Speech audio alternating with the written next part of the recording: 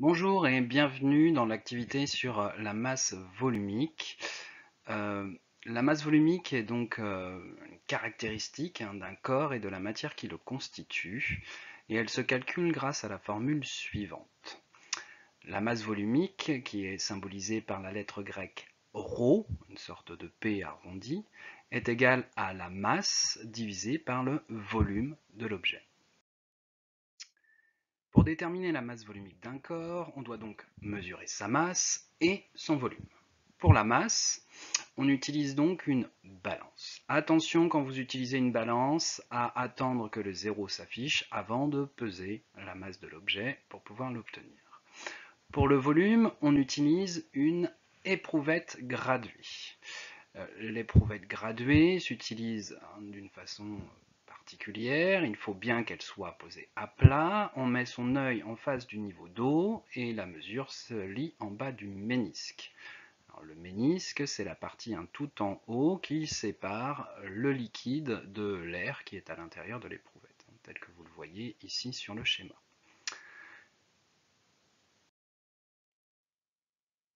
Pour mesurer le volume d'un solide, cette fois-ci, et non pas d'un liquide, on utilise toujours une éprouvette graduée dans laquelle on verse de l'eau et on mesure le niveau d'eau dans un premier temps, puis on ajoute l'objet à l'intérieur de l'éprouvette et de l'eau, ce qui fait monter le niveau d'eau. Et la différence entre les deux nous permet d'obtenir le volume du solide. Donc voici un exemple pour mieux comprendre. Vous avez sur la gauche une éprouvette avec de l'eau, 60 ml d'eau. On ajoute le solide à l'intérieur et on voit que le niveau d'eau la monte à 80 ml. Le volume du solide est donc assez simplement de 20 ml.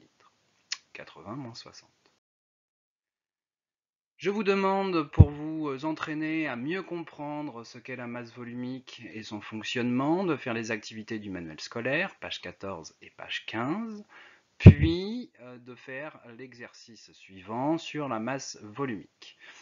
Donc, où je vous dis qu'on trouve une boule métallique de 50 ml et de 393 grammes, et d'essayer de savoir de quel métal il s'agit.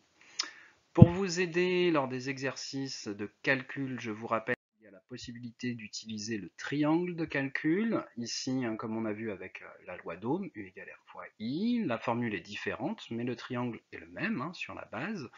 Ensuite, on le complète avec la masse en haut, le volume et ρ en bas puisqu'ils sont multipliés. La masse est en grammes, toujours attention aux unités. Le volume est en litres et la masse volumique ρ est en grammes par litre. La méthode de rédaction est toujours la même. Je dois commencer par dire ce que je cherche, quelle formule j'utilise, puis les valeurs par lesquelles je vais remplacer chacune des lettres. Attention aux unités conversion nécessaires. Et ensuite, je peux réaliser mon calcul pour éviter de faire les erreurs en n'oubliant pas l'unité de mon résultat.